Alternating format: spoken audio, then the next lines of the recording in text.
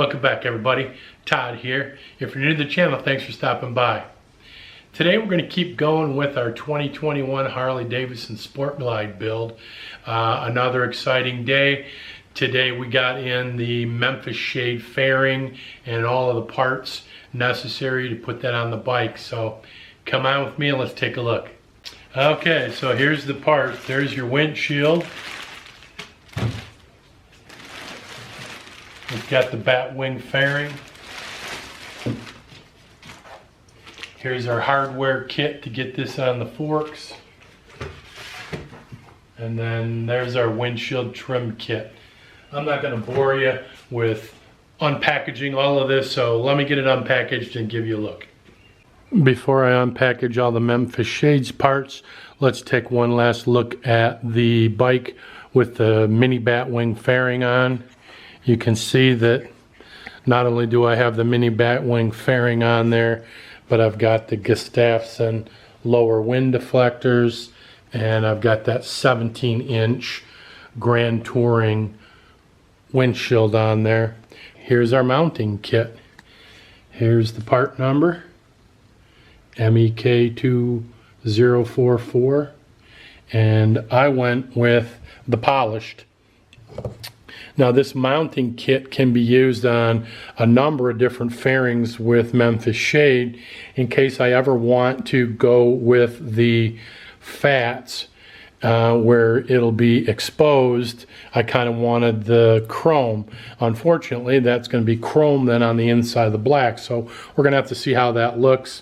Worst case scenario, I can swap just these parts out for about 65 bucks, but there you go. That's what comes in there.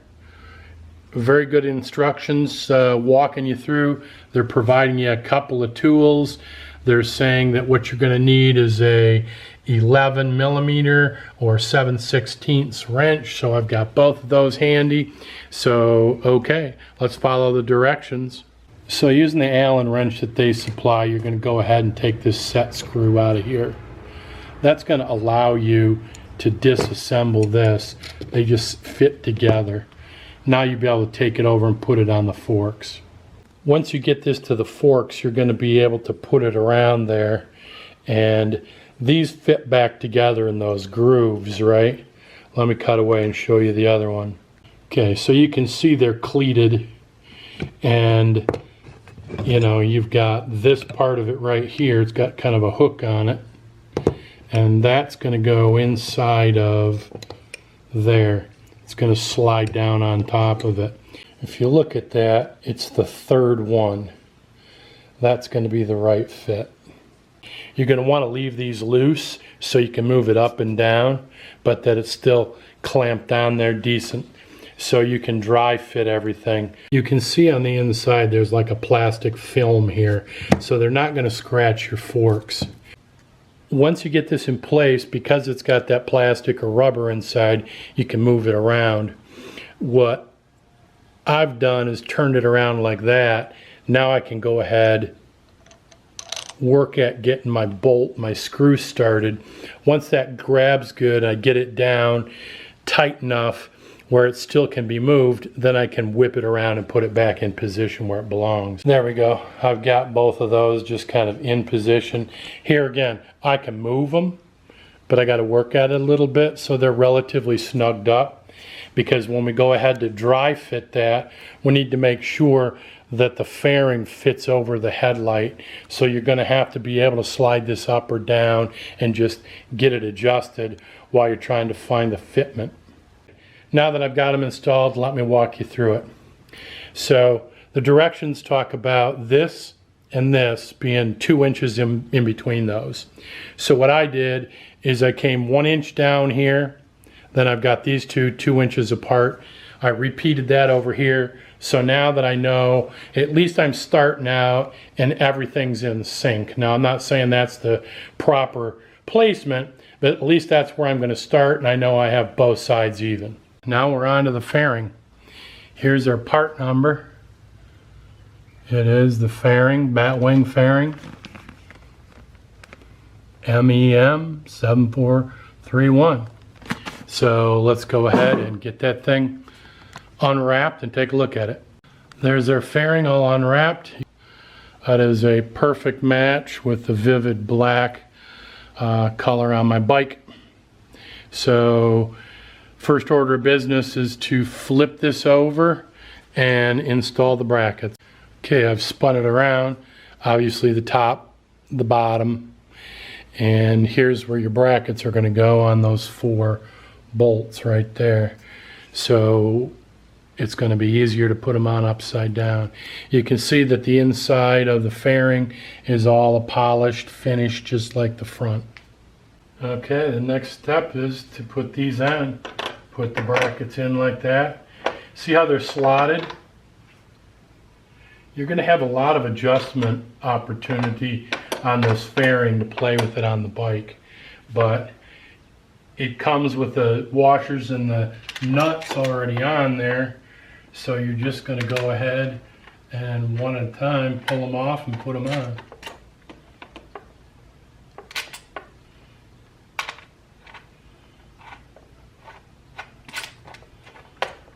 Just like that.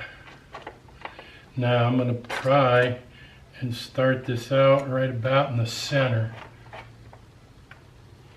And I'll do that on each side.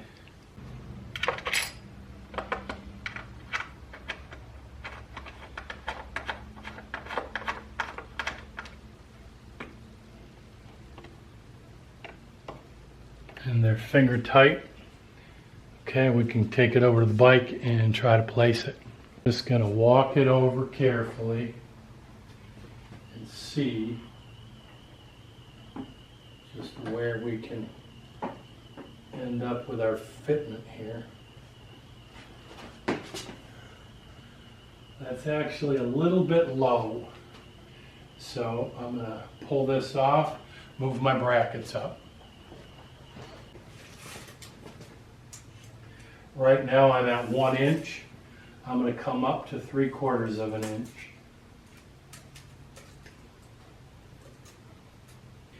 Here again, bring this one up to 3/4. On there. Here I'm going to come up to 2 inches. On there.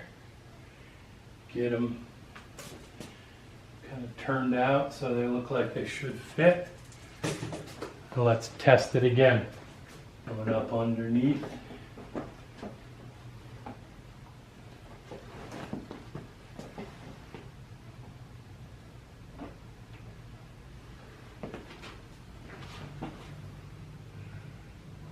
I'm on the bracket. I'm not in the bracket, but I'm on it.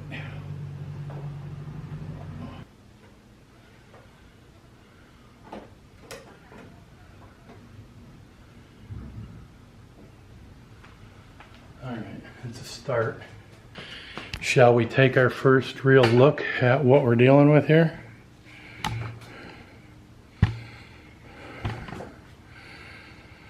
I'd say that's pretty nice fitment.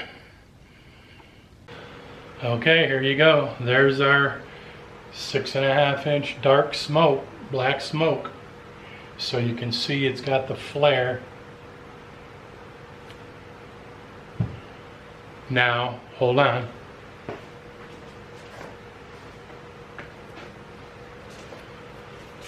We've gone with a trim piece to go in between, to go over top of the bolts, so it'll give it a contrast. So let's get this unboxed. This is going to be then your slim style with slots, and there's your part number. I know autofocus isn't always our friend. It is MEM 0923. Way. I got the center one in now, and I got that threaded. Now I need to try to get each side on and lined up.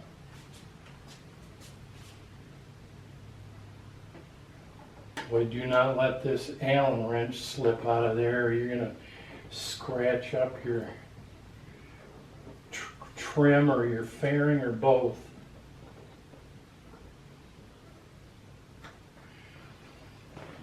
So I got the side down, but not snug.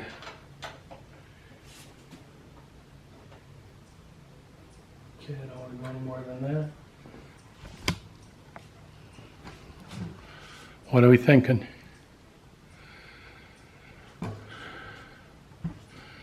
Looking pretty good. Now that we have the fairing in place, it's time to go ahead and get everything tightened up. So what we're trying to do here is you want that headlight perfectly in the middle. So I've gone ahead and played around with it, got it in position, and what you're doing, come around the side here,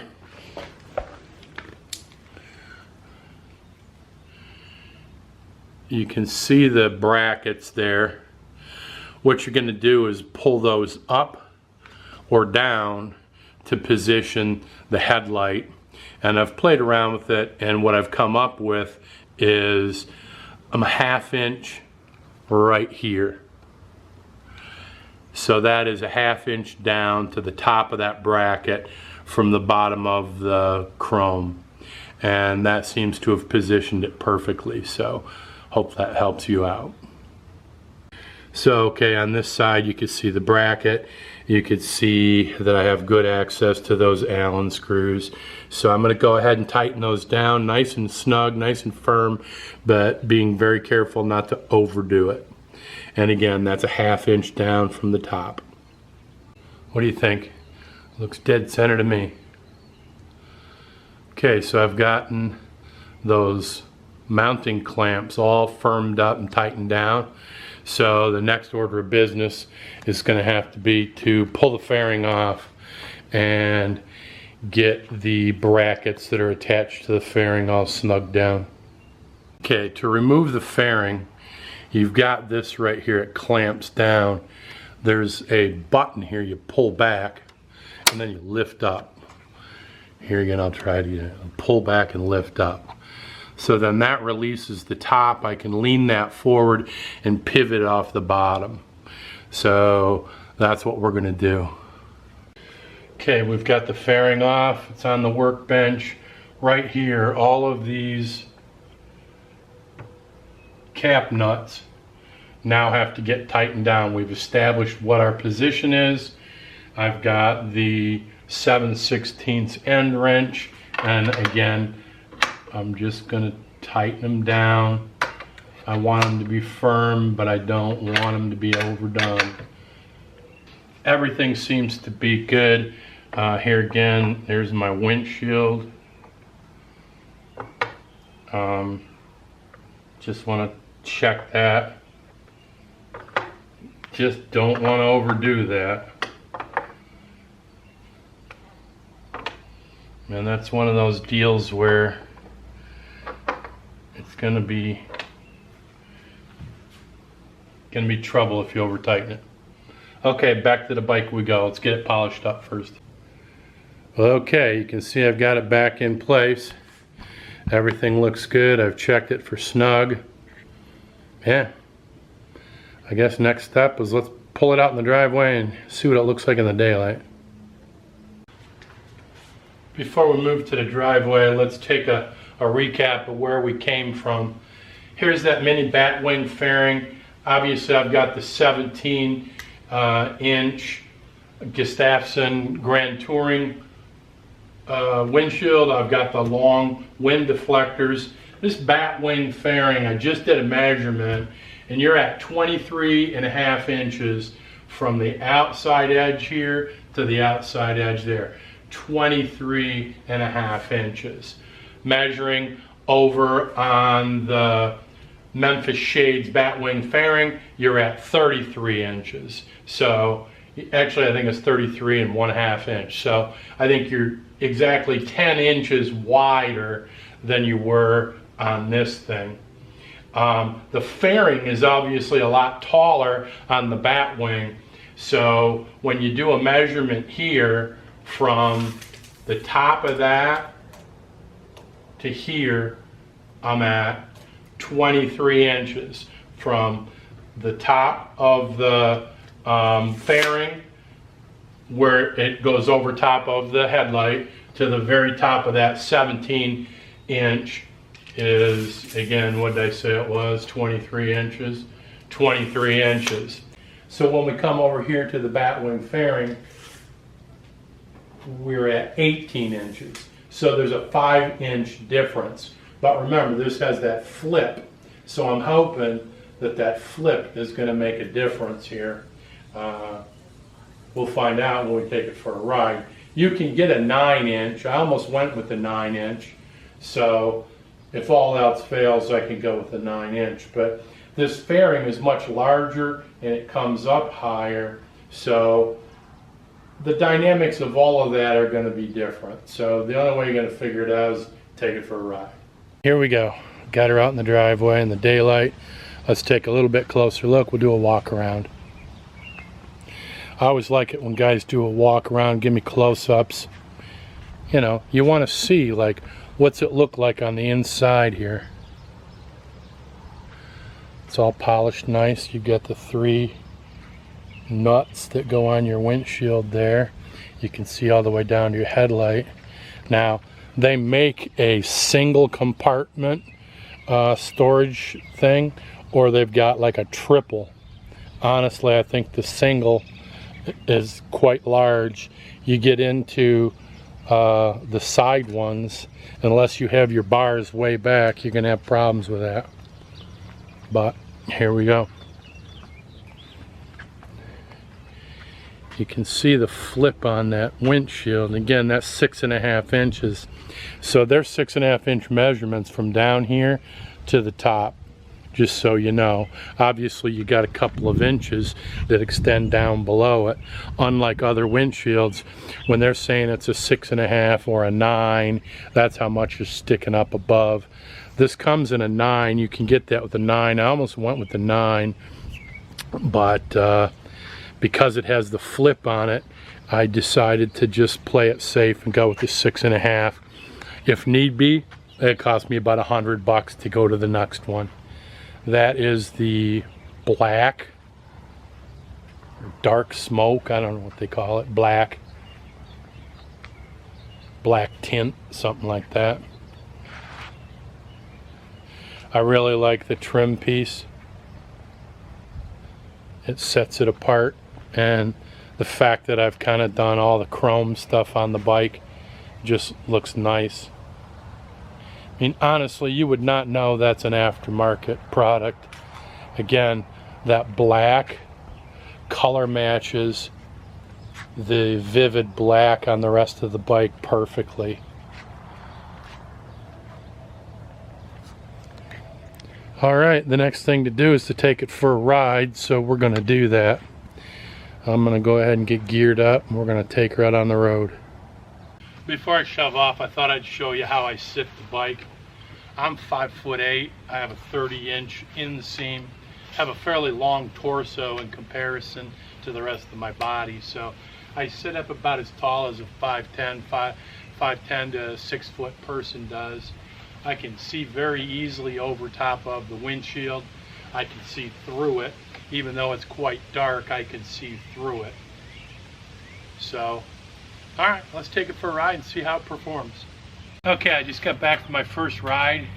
Here's the takeaways. The windshield height is just fine for the way these bars are, because I have to kind of lean forward. So I'm really in a good spot. It's hitting me right about the middle of the forehead to up. And my concern with the 6.5 inches, once I get these bars changed out and come back, now I'm going to be towards the very back of that wind pocket, and I'm worried about the turbulence on the back side of the wind pocket. So I'll have to play around with it. I'm definitely getting a little bit of wind coming up and catching me along the side and the stomach. Nothing terrible. This is perfectly fine the way it is. I do have these lower wind deflectors on their way, and I should get those in a couple of days. I'm going to install those and see if that takes away just a little bit of wind that's coming up along the side. But these are rideable just the way they sit right now, and I'm happy with it. The fairing is super solid, no problems at all. it gives me the wider wind pocket that I was after. My shoulders are much more relaxed because I'm not taking wind.